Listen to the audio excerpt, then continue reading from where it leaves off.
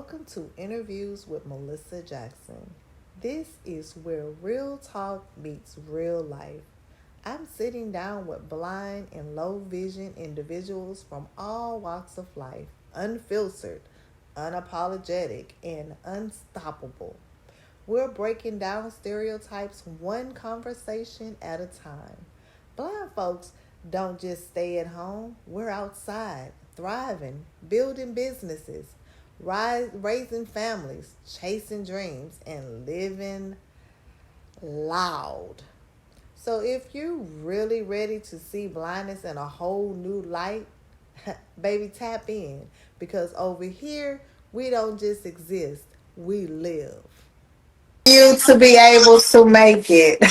I've been telling everybody, so we're gonna welcome him. We're gonna let him go ahead and tell everybody, introduce yourself, tell a little bit about yourself and your journey. How everyone doing this afternoon or this evening, wherever you at? My name is Anthony Soriano. I'm 41 years old. I was born and raised in Brooklyn, New York. I had a rough childhood. My mother died when I was 12. She died of AIDS. I took care of her when she died. Then I started gang banging, got in trouble. Make a long story short, I got some federal time. I went blind inside prison. I was blind for 5 years, and then they kicked me out and gave me 10 years parole. After I did my 7 years out of that 10, I was completely blind. So I picked up a habit. I became an addict. I was an addict with oxycodone. So I decided to go to the Lighthouse for the Blind in a different state in Duluth, Minnesota. So I left Florida. I went there for 9 months. Learned how to be a blind man, do everything that I know how to do as a sighted man. I learned how to do it, but I just can't drive. That's the only thing I can't do no more. I came to Wisconsin because I had family here, and I met my wife. She wasn't my wife at the time. She was living in another country. We became good friends. I started working in the Marriott as a sous chef. Then I decided that I wanted to go to school, and I went to school to be a massage therapist. And then after being a massage therapist, I went to school because COVID came. So I went to the human resource program. I was the first totally blind person in the human resource program in my college. I finished that December 12th, so now I'm a substance abuse counselor. I'm also a peer support specialist. I currently work for a company called Just Dane. This is in Madison, Wisconsin. We help get people that's incarcerated and coming home and transfer to society, and I teach them what I did when I was locked up and what I did to get off drugs. I've been clean 157 months. 37 months, I'm sorry. 137 months. And I'm also married to the lady that was my friend. I've been married to her for 8 years. Awesome. Can I ask you a question? Yes. So you said you lost your vision in prison. Yeah. Do could you let the audience know how what eye condition you had? What caused your blindness? Diabetes. Okay. Diabetes. So when you're in prison, they don't give you the right medication. They give you the cheapest of the medication, and they say they give you a diabetic diet, but it all consists of carbs. You're not at home with your mama. You're in prison, so they Yes. don't give you the proper medicine or the proper diet that you need. So let me ask you another question. So once you start losing your sight out in the prison because you wasn't totally blind, did they give you any type of mobility aids to be able to navigate the in prison, or did they have somebody that was there to assist you? They put me in a medical dorm. So Okay. everybody in there is either in wheelchairs or some type of crutches or something. So they Okay. figured that those people will help me. Yeah. And they did that for about 3 years, and I kept fighting with a social worker. Yo, I need a cane. I need my own cane. I need my own Yeah. cane. And it took about 3.5 years for them to give me a cane. It wasn't a proper cane, but it was a cane. It was something. It was Okay. something. So let me ask you a question. You also said that you picked up a habit of doing what you said, narcos. Yeah, oxycodones. Okay, so you started doing that once you got out the prison system, and what made you pick that habit up? I was mad. I was mad because here I am blind. I did a criminal act, but I'm not a criminal. I did a criminal act because of my location and what life gave me as a young man. So I was mad, and I happened to have a so-called friend that said, "Yo, you want to try this?" And I was like, "Sure." And I just liked how it made me feel. And then when I was doing that, I started doctor shopping because I was in Mhm. Florida where that Mhm. happened big time. So I was going to like 4 or 5 doctors a month. So it was pretty bad. So you started using the substance because of your blindness. So that played a role. You use the narcotic as a crutch to help you to like soothe you. Yeah, big time. And also during this that happened, I had a baby's mother with two of my kids, and I lost a kid, and she just picked up and left when I went to prison. She Yeah. came back out and she gave me a chance, but once I went totally blind, she Yes. just left. She just left. So that's what I want to talk about. So once you okay, so you was legally blind and then you went totally blind. So do you feel like you had more help when you had a little sight? Did you still have help when you went totally blind, or you felt like everybody just left your side? When I had a little bit of sight, everybody was there. Everybody wanted to do, but they wanted to do for me. It was a bad do though. You know, they didn't want me to do for myself. They wanted Mm-hmm. to be my enablers and do for me. Mm-hmm. And then once I lost it, I decided I need to do something Mm-hmm. because I can't have these people, take care of me. Quick story. I had a Okay. girlfriend that was sighted, and I'm a diabetic, so she had to give me medicine. And she drawed up the medicine and threw it on the floor and said, Mm-mm. "Find it." Mm-mm. And I told myself, if I ever have to go through that again, I'd rather be dead. Ain't no one gonna control my life or my medication but me. I know that's right. So that's when I said I need to do something. Wow. You know, I tell people this and they be like, oh, people should sympathize and they think people will want to help. But some people are just mean and they use that to their advantage to take advantage of people that they think that is in a vulnerable situation. Yeah, I have been robbed by friends that I thought was friends that we were getting money together, and I thought they were friends that just like literally robbed me blind and say they didn't do it. You know, Yeah, I can believe it. I can believe it. So let me ask you a question. What made you decide to get clean? What was like the moment when you was like, I can't do this no more? my wife, I met her right, and she, as being a friend, she taught me how to love people and love myself because I didn't love myself for a long time, and she taught me that, and she gave me an ultimatum. She said, if you want to be my boyfriend, you have to get clean. So I knew I needed to get clean because I needed this woman in my life. Because if a woman can make me not be so angry like I was, she's a Yeah, really good woman. And I yeah. was tired also of the lies, the cheating, the stealing. I was tired of all that. So let me ask you this question. You said you were angry. Were you angry because you were blind? Why were you so angry? I was angry because I was blind. I didn't understand it. It took me about,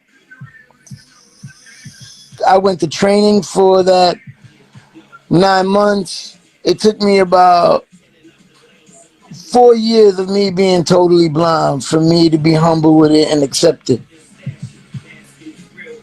Okay, so let me ask you this question. I have a few friends that are totally blind and they are not cool with it at all. Every day they pissed off. They saying, man, why this had to happen to me? And they angry, they mad. What advice would you give somebody that's young, that's in their 20s, that is totally blind and feel like their life is over because they are totally blind? What would you tell them? The limit one has is the limit one puts on themselves. You're still alive. You can do whatever you want to do, but drive a car. And Right, having a car is not all that anyway. right, right. So, do you still have your days where you want to kick rocks and be like, dang, I wish this didn't happen to me? Oh, definitely, definitely. Don't think that. No, no. I definitely get those days that I sit and cry and like, why me? And I should have took care of myself. I should have did this. But then I think about people that don't got it so good. Right, And I look at everything that I accomplished being blind. I accomplished more positive things being blind than I did sighted. right. I can agree. I can agree. I can feel you on that. So why not be happy and bless what I got going on? But Exactly. it wasn't always like that. Like I said, 4 years of drugs and manipulation and doing things to people that I didn't want to do and doing things to myself. You know, I was once suicidal behind this stuff, but there's bigger and better behind So, it. what would you tell someone that is young, that's totally blind, and they are having those thoughts?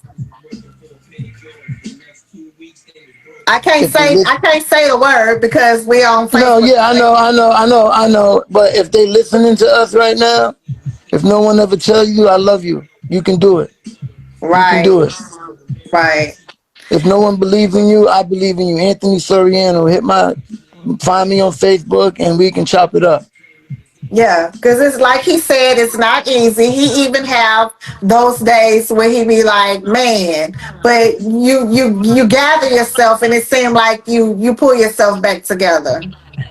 Yeah, and I stay away from triggers that's gonna get me thinking my negative thoughts, and I stay away from people, places, and things. I stay away from that. So we talked about your substance abuse a little bit. What has helped you to stay grounded in your recovery? Giving back to my community. So when I, me and va- you, when I'm sorry, go ahead. I volunteer a lot of my time. So me and you talked a little bit. You was telling me that you go and you speak to people. Can you let us Yes. know where you go to speak and what you tell people? I go to well, they don't like to say prisons no more. They changing Okay. the lingo that we use. They like to say Okay. institutions. So I go into the institutions. I give presentations to the men and women in there that are coming home. What's out here for them? The organization that I volunteer for, we have support teams, peer support, which I am. We also have circles of support. That's where we get 5 people and we surround them next to an individual that just came home and we help them get the 5 things they need: housing, schooling, job, medical, and health. So we get them those things. I also go to halfway sober living homes. I also go to TOP homes. That's people that before they go to jail, they give them 45 days in this house, and if they follow programs, if they do programs, they don't get to go to prison. They just go back home. So I go and talk to them and see what programs they're interested in. Like I said, I'm a peer support specialist, so I That's also give good. I give that out there too. That is awesome. So, what tools and resources would you tell anybody that is young? Well, they don't have to be young. Anybody that's newly blind, what would you suggest they do so they can remain independent? What worked for me was a training center. Now, you have to think about if you want to go the NFB route. You know, they are a little bit more extreme, but I did hear that it's some good training. I I'm went, I'm I part of the went, NFB. okay, I went to the Lighthouse for the Blind in Duluth, Minnesota, and that worked for me. My mobility teacher was awesome. So I'm guessing it's all up to the mobility teachers. But I would Right. recommend that you go to a training center.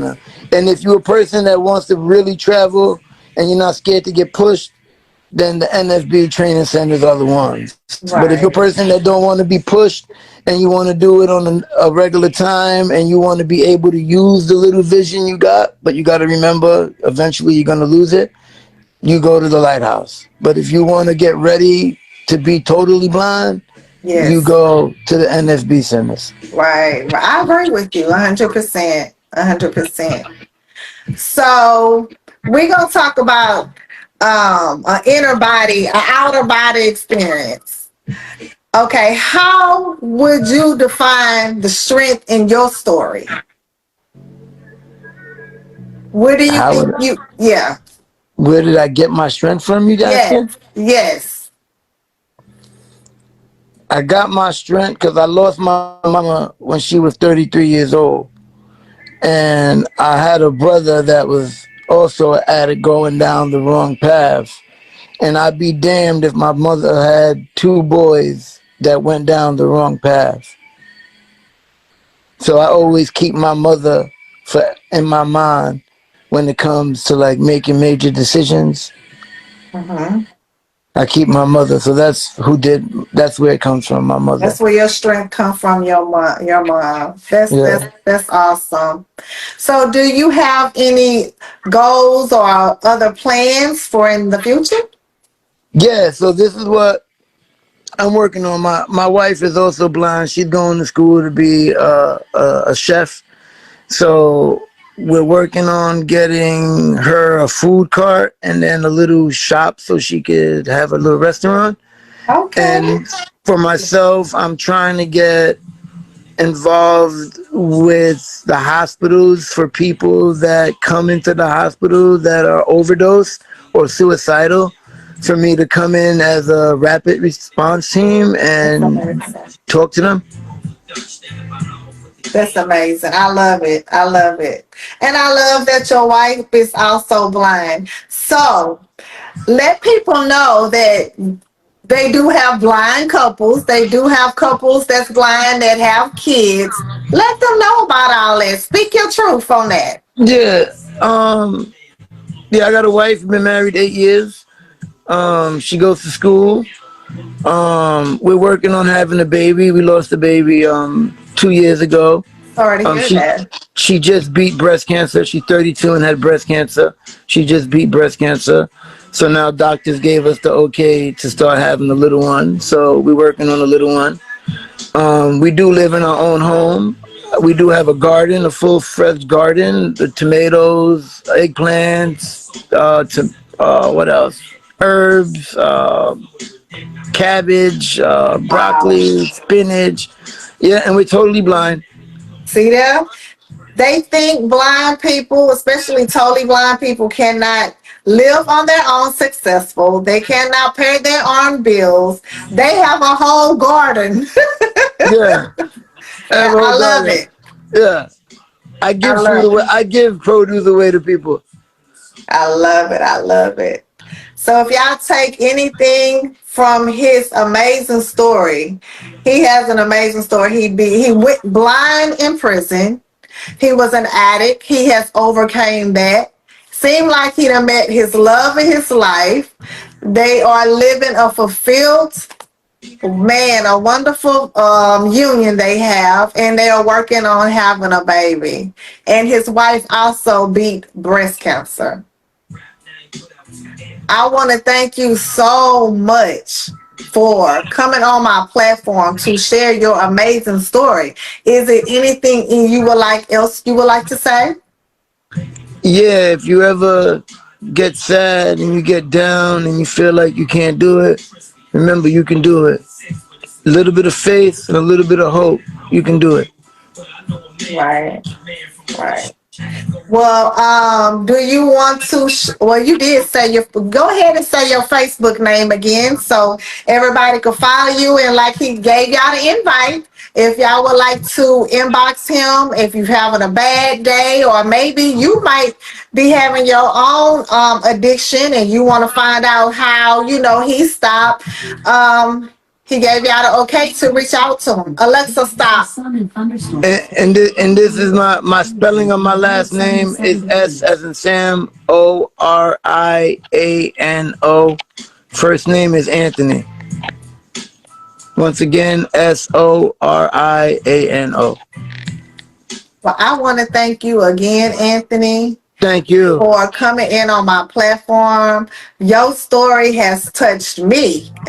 Thank you. Thank you. You are amazing. If nobody else told you, I'm telling you, you are amazing. And I Thank you. want you to keep up the good work. Thank you. Because I Thank know you. you have some days where I know everybody do a relapse, but I just want you to stay uplifted. Keep doing Thank what you. you're doing. Thank you. You too. You keep doing what you're doing. Let it be known that blind people are very successful. Right. So, okay, guys, we're going to wrap it up. And remember, God made only one you. Be the best version of yourself that you can be. And me and Anthony are out. Have a good one. Thank you guys so much. Stay blessed, Anthony.